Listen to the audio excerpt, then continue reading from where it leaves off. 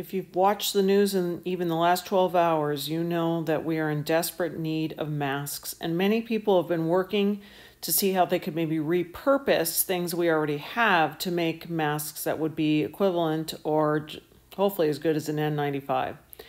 Well, there's been some really awesome people who are aware of fabric, and this being the H600 fabric from Halyard company, that can be put in an autoclave or in an oven to sanitize. And if masks are made out of it, then it can be worn, and hopefully the hospitals will approve their use.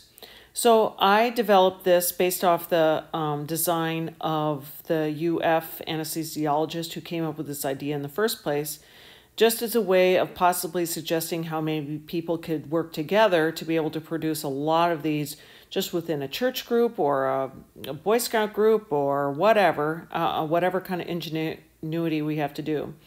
We went off of, just in the last 5 days at my school, organizing people to make over 700 and now almost 1,000 cotton masks, but are realizing now that that model, as much as it was wonderful before, that now hospitals are needing something that can be sanitized and more effective in resisting the virus, but upholding standards.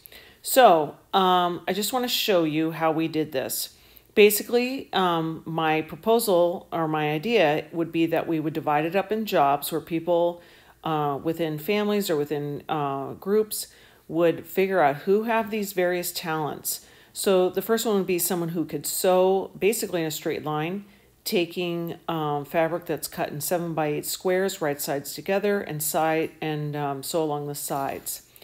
The next person, this is a non-sewing job, would simply turn it inside out, fold it together to make a crease, fold it together like towards the center, and then secure it with a paper clip. All of these videos are available much slower and much more in detail based on whichever one you might look at and say, oh yeah, I think I can do that. So with continuation, this one you can see here, I'm using paper clips to do the pleats along the side. And again, I have a detailed video for that as well. Then the next step would be to have someone who can sew to do the sew arounder job, basically going from the bottom to the top, doing a 3/8 seam along the edge, even to a 1/2 inch where a wire can be inserted in there, and going all along the edge so that the whole thing is sewed up. Then job 4 would be to put the wire inside, make sure it's centered, take these strips for the ties and putting them in place along the sides with the paper clips. And then the last person would be someone who can sew to actually tie the ties down. And you got yourself a mask.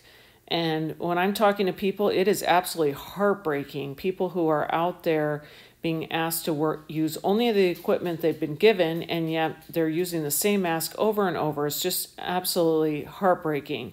So I'm hoping in conjunction with the good people over at UF who are trying to put this together, that I can inspire others through this model.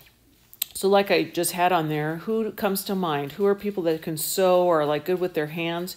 Do you want to work by yourself or in a team? Can you organize a team of people that you can like think through, like even 4 families or 4 people, that this could be passed along assembly line style, but also to make sure that you're avoiding contamination and figuring out how to pass this on, knowing that it will be sanitized at the end.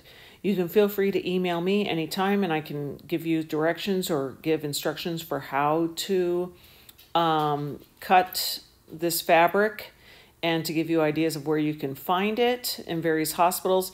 Here I am being a ding-dong here, putting it on my face, just so you can see how it fits, but it's pretty awesome.